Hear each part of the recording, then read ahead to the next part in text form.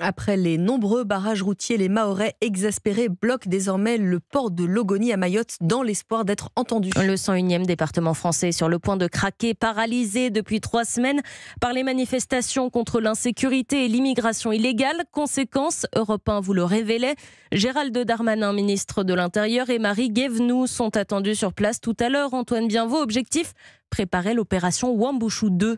Oui, des blocages organisés pour dénoncer l'insécurité grandissante et l'afflux massif de migrants sur l'île. De nombreuses routes sont ainsi bloquées depuis le 22 janvier, à tel point que certains supermarchés ne peuvent plus être alimentés. Lydie, enseignante à Mayotte, a par exemple du mal à remplir son frigo depuis quelques jours. Il n'y a plus de nourriture parce que les camions ne peuvent plus affréter la nourriture puisqu'il y a les barrages, ils ne peuvent pas passer. Cependant, ils laissent de temps en temps passer, une fois par semaine.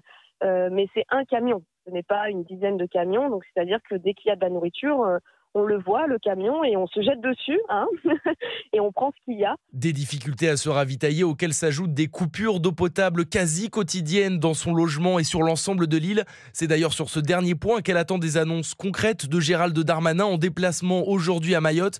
Le ministre de l'Intérieur qui doit arriver accompagné d'une quinzaine de gendarmes du GIGN chargés de mener des opérations coup de poing sur l'île pour aider les autorités locales à rétablir le calme à Mayotte. Merci Antoine Bienvaux.